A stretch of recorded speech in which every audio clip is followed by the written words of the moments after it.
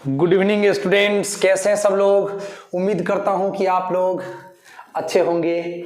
आज का वीडियो में 10th क्लास का एक बहुत ही जबरदस्त क्वेश्चन आपके लिए हम लेकर आए हैं जो 5 नंबर आपको देकर जाएगा। क्षेत्रमिति से लिया गया ये क्वेश्चन है। तो चलिए प्यारे बच्चों, जिन्हें मैट्रिकुलेशन का एग्जाम देना है 14 फरवरी 2023 से, उनके लिए ये क्वेश्चन एकदम रामबाण क्वेश्चन है।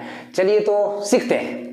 कोई बर्तन एक खोखले अर्धगोले के आकार का है जिसके ऊपर एक खोखला बेलन अध्यारोपित है। अर्धगोले का व्यास 14 cm है तथा उस पात्र की कुल ऊंचाई 13 cm है। इस बर्तन की धारिता ज्ञात करें। धारिता कहें तो आयतन, अंग्रेजी शब्द वॉल्यूम। चलिए तो सबसे पहले हमें एक फिगर खींचना पड़ेगा, ठीक है स्टूडेंट्स, इसका फिगर खींचना पड़ेगा।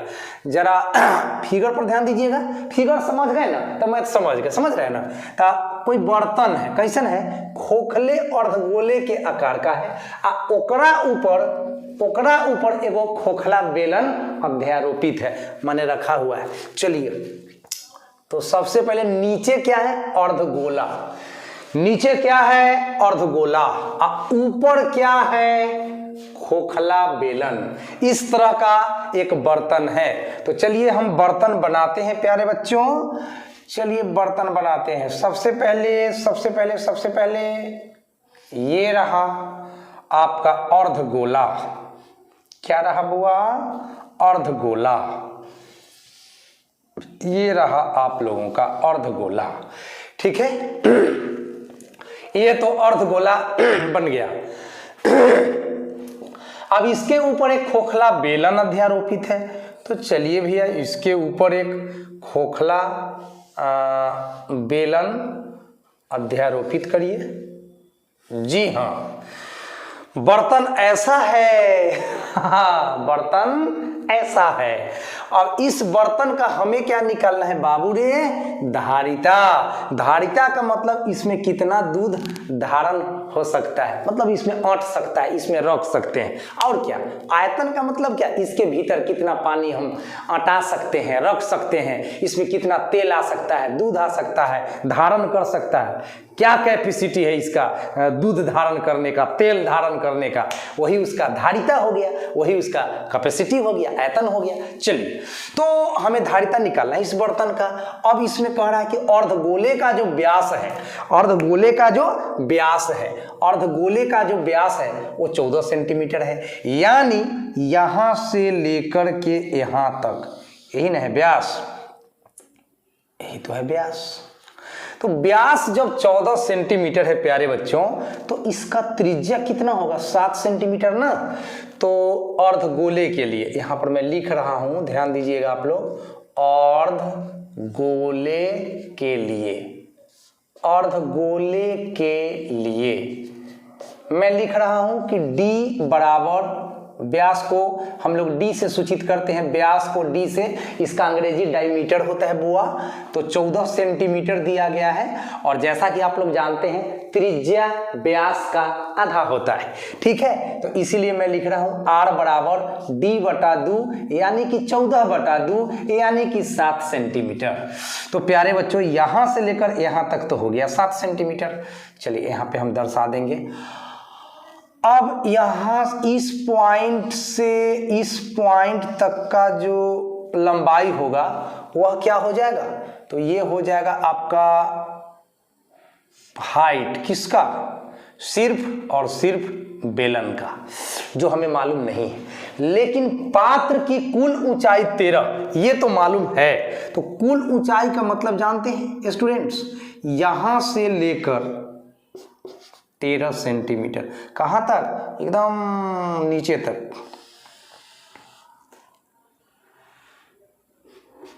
कुल ऊंचाई 13 सेंटीमीटर है।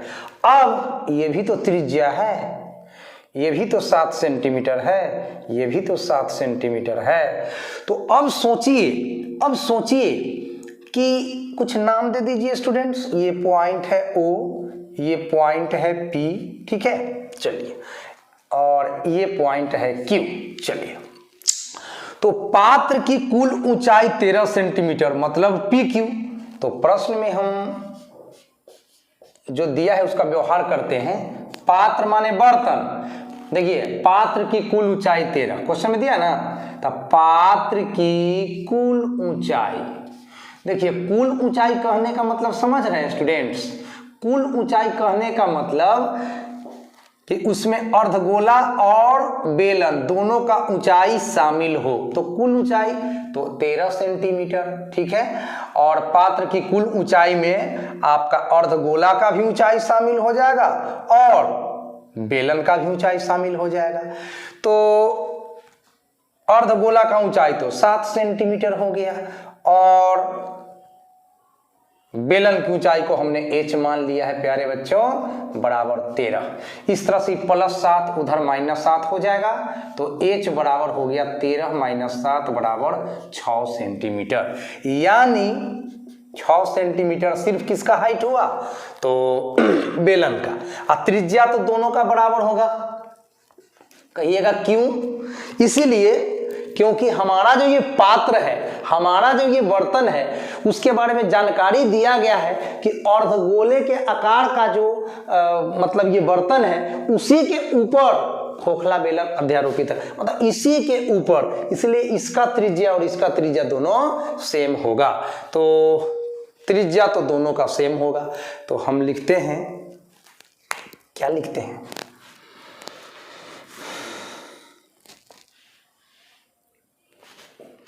क्या लिखते हैं,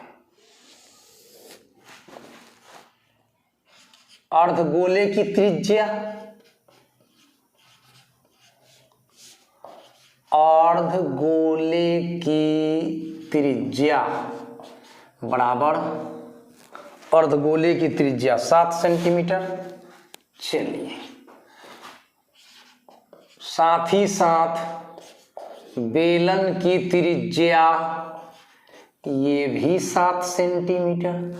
अब स्टूडेंट्स हम क्या करेंगे, हमें तो बर्तन का धारिता निकालना है। अब बर्तन तो 2 पार्ट्स में है, एक पार्ट में आपका अर्धगोला है और दूसरे पार्ट में आपका बेलन है। तो हम अर्धगोला का भी आयतन निकाल लेते हैं और बेलन का भी आयतन निकाल लेते हैं और दोनों को जोड़ देते हैं और आंसर हो जाएगा। चलिए तो फटाफट कर लीजिए,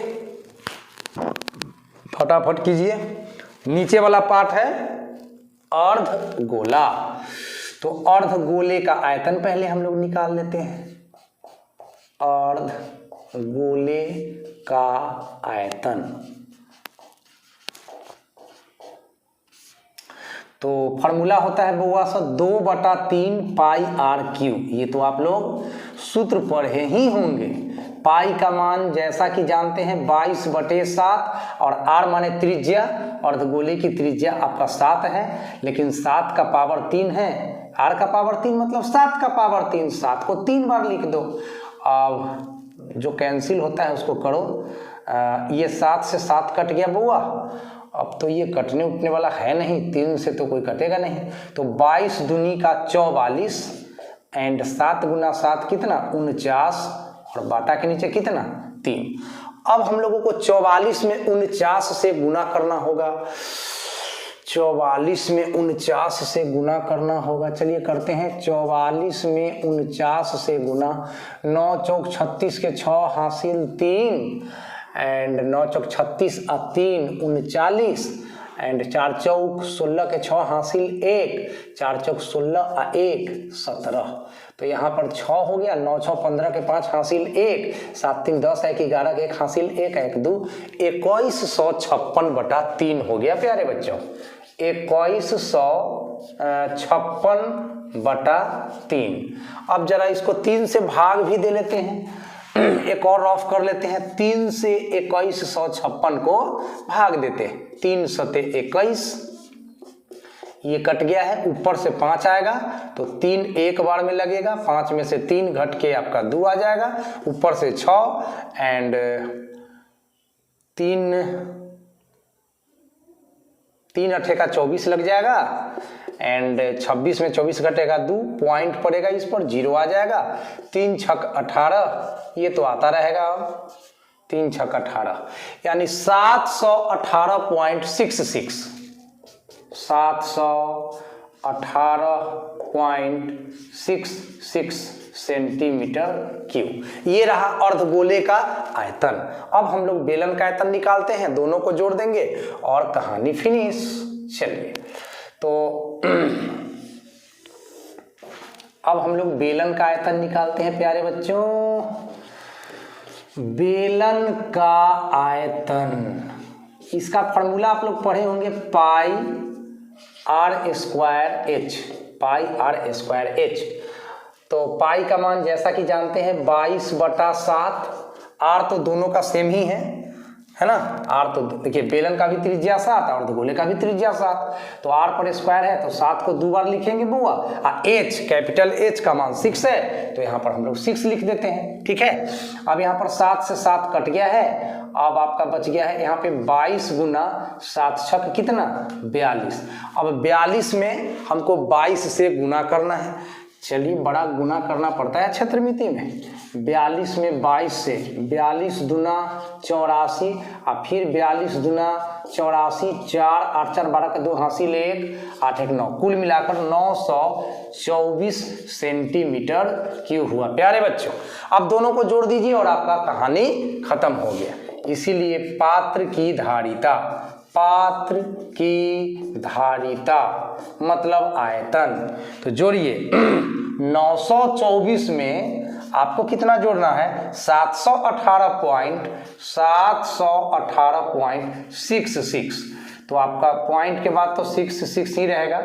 और ये 8 4 12 का 2 हासिल 1 2 1 3 1 4 9 7 16 1642.66 सेंटीमीटर क्यूब। तो 5 नंबर इस साल आपको लेना है, तो इसको अच्छा से कैलकुलेट करके 1-2 बार प्रैक्टिस करके आप जाइएगा एग्जाम देने। मेरी शुभकामनाएं आपके साथ है। आपको अच्छा नंबर लाना है तो आपको अच्छे से पढ़ाई भी करना होगा और डरना तो बिल्कुल नहीं। तो मिलते हैं एक बहुत अच्छा सा वीडियो लेकर आप लोगों के लिए। तब तक के लिए गुड नाइट।